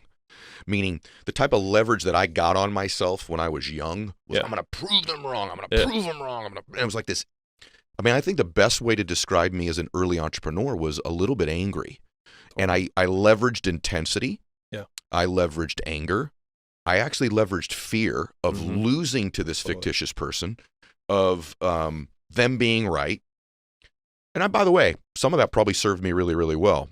But I don't know that it was healthy long term. So what about that, getting leverage on yourself idea? Would you recommend someone operate out of that space? And talk about your own journey on it.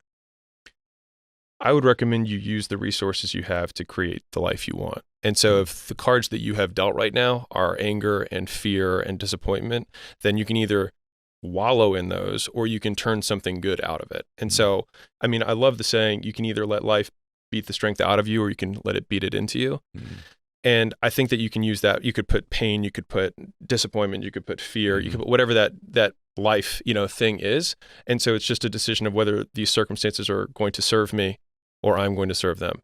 And so I think that whatever your raw materials are, a lot of people lament what cards they're dealt, but you don't have control over those cards. You only have control of how you play the hand. And so I think everyone just needs to move past that and, stop the pissing contest on who had a sadder upbringing. Yeah, I also think, though, that you have to be, if you're making progress, one of the things that's made Jordan great or Brady great is changing the leverage they get on themselves. So it's not that Tom Brady still isn't playing football to prove the fact that he was a 6th-round draft pick, right? But this notion that that's what he gets up every single day with, that's the chip on his shoulder anymore, is not true. Right. He's now playing for greatness. He's playing because it's his standard. Yeah. He's praying to.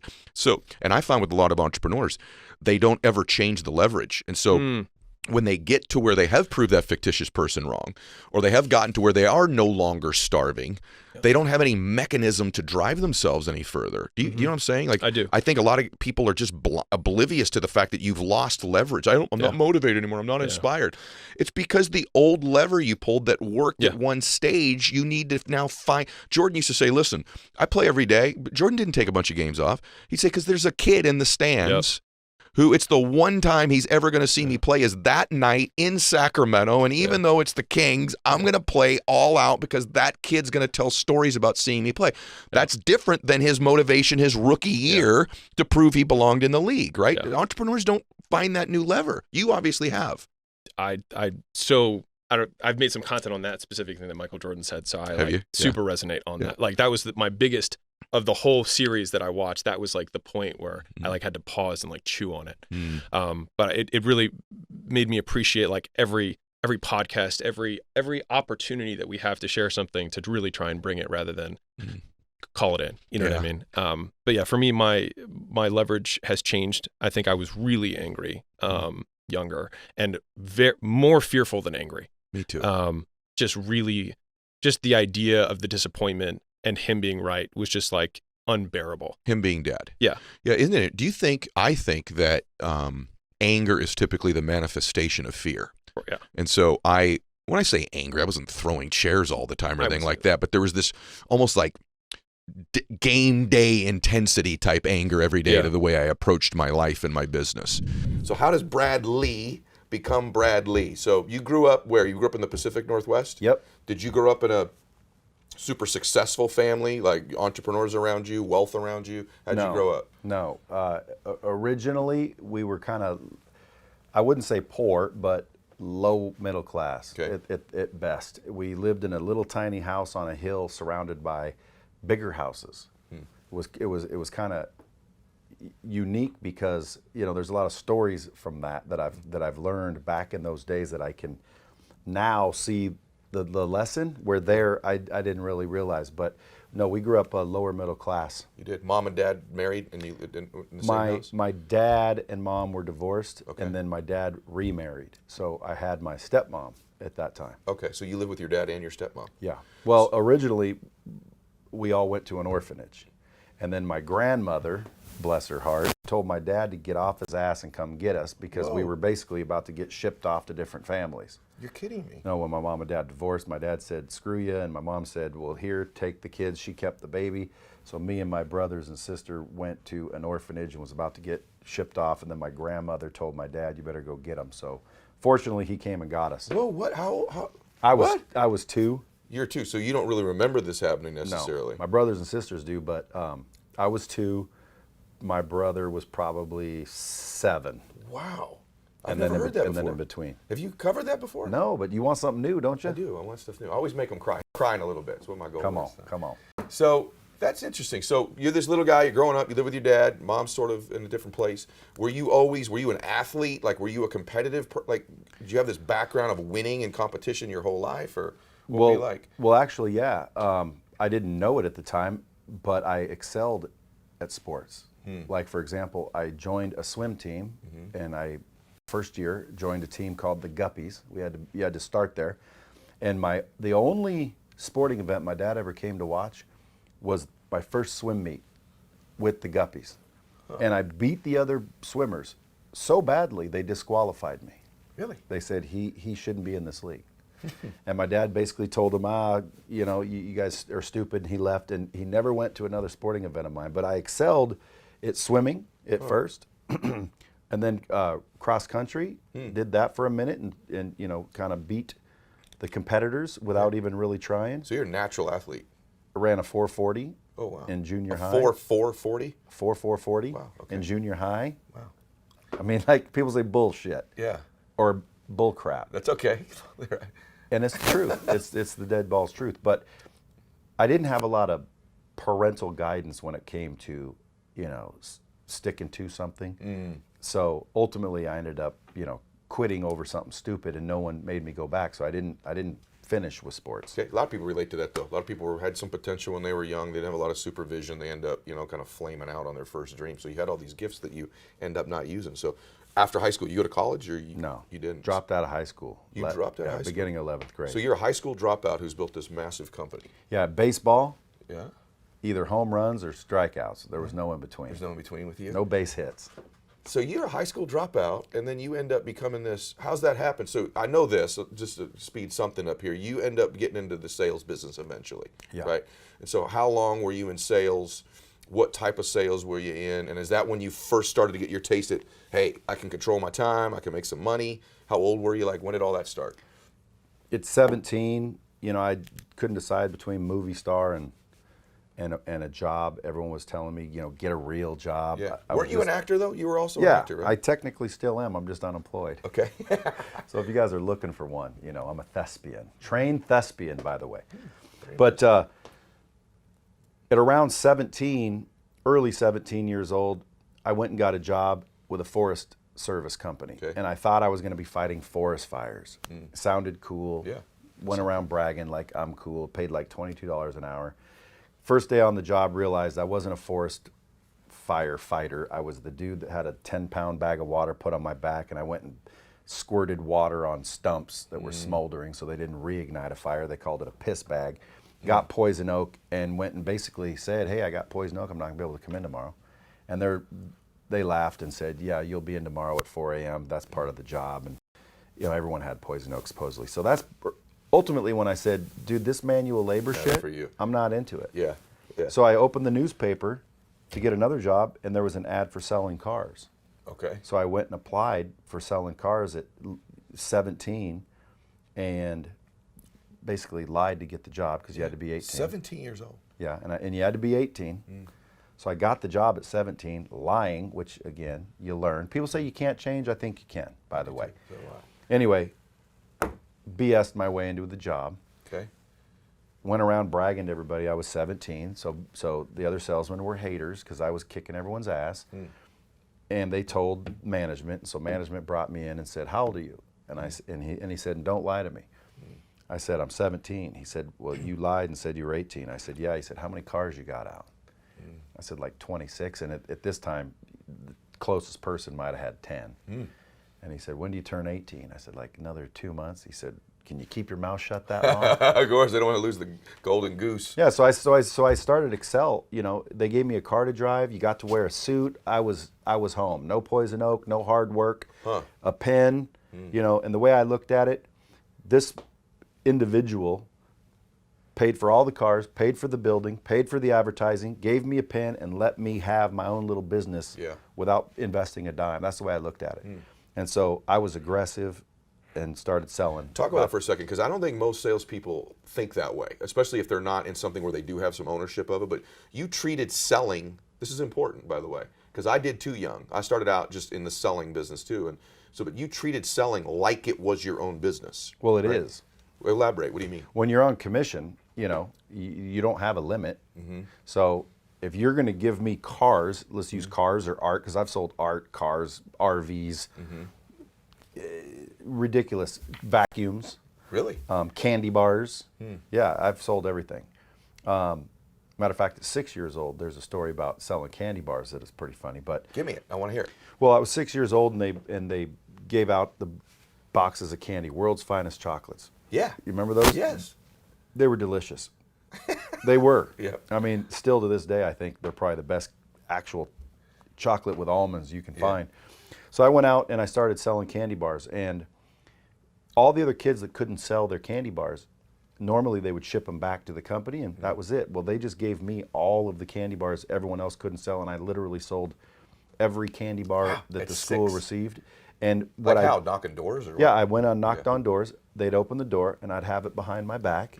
And when they answer the door, I would say, do you have the phone number to a good roof repairman? And they'd always be like, no. At 6 years old, you're saying 6 years old, and I developed it all by myself. I don't know how, but I said, do you have the phone number to a good roof repairman? They said, no, why? And I said, because when you taste one of these, you're going to go through the roof.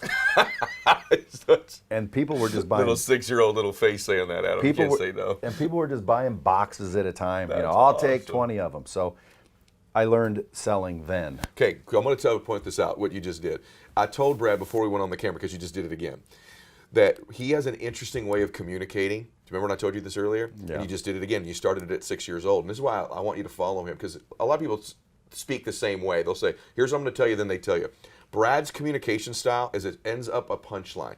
So you don't know where you're going, and then boom, you land somewhere. Whether that's a joke or a sales pitch or a close or a statement, you watch when you watch him. And you, just so you know, you did it at 6 years old. You start with the candy bar behind your back, right? Yeah. Do you need a roof? And boom, then you come back at him. So you always take them down an interesting road when you communicate. It's very unique to this dude with the way that you talk. It is, and it's why I think your social media stuff's interesting, because it's not like, let me tell you what you need to think, and then you say it. You start out somewhere, and I don't know where we're going, and then boom, there's a punchline, and we land somewhere. And when I say punchline, it may not mean something funny. It just may mean you take me where you're going to take me. It's almost like going around the corner, and I find the prize. Yeah. And that's what you were doing when you closed then, too. So that's awesome, Right. by the way. You started that at 6. Started at 6, Pretty cool. you know. So let me ask you a question. You're this good closer at 6. You become a great car salesman young. You've gone on to sell other things and been successful. Then you built this huge training thing that we're going to talk about in a minute. But I'm a salesperson, which, by the way, the first step of that is admitting it. Yeah. Right. That I actually close. I actually sell. Right. Give me a couple things that someone out here just got into sales or is in it and struggling. Right. Like, what's a couple real keys of being great at closing? One, you've said you own it like your own business, because not everybody does think that way. But give me a couple things. What makes a good closer, a good salesperson, a good persuader? The ability to listen, first of all, because a lot of salespeople really don't listen, and they're not even prepared to ask good questions in order to get good answers.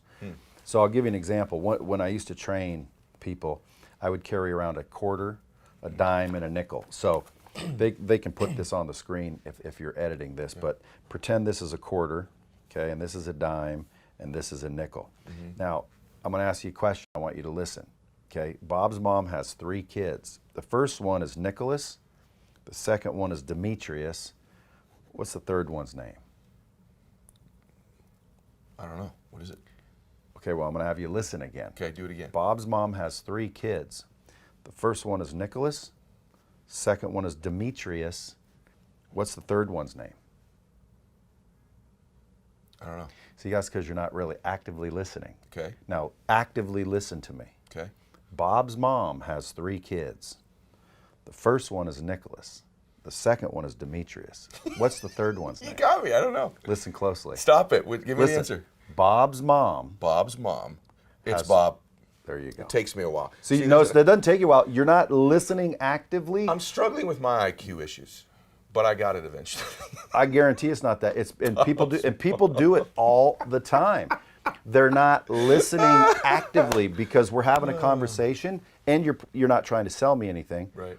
But when someone says what makes the best salesperson, Was ultimately were all of you just watching that going, what the hell is wrong with me? Or were any of you with me on that? Like, is at least 5% of you with me that you did not know Bob's name? I'd say 90%. Because what it is, the trick is there's a damn N, a D, and a Q. So you're throwing me off with the Q. Yeah. Well, that's why I'd have a dime, a quarter, and a nickel. Yeah. So people just are trying to, because they're not listening. So if you want to be great in sales, first of all, you need to learn to listen closely and actively, and then secondly, learn to ask the right questions. Wow, that is such an awesome illustration right there. My whole audience now just unfollowed me because they know how low my IQ is. Well, watch this. Well, you can edit it, but No, I trust wanna me, leave it. It was awesome. I'm not letting that. 95% of the people I do that with never get Bob. Sometimes they'll get it on the third one, occasionally on the second one. Hardly ever they're listening. No, I'm leaving that in there. That's too damn good. However, knowing the right questions to ask, when people start selling things, like if I say, go ahead and sell me that, people will start saying, oh, it's quality leather and it's going to last a long time. And that's not really selling, that's telling. Selling, I have to know what it is about you that values that, and I do that through questions. So if I were going to sell you that, I wouldn't just start selling it. Like most people, that's what they'll do. Like next time you talk to a salesperson that says they're top salesman, say, okay, well, sell me that chair. And they'll say, oh, this chair is constructed this way, and it's the greatest fabric, and it's going to last the best. and they're not asking you, who's the chair for? Yep. Are you replacing a chair? What do you like about the chair you're replacing? What didn't you like about the chair you're replacing?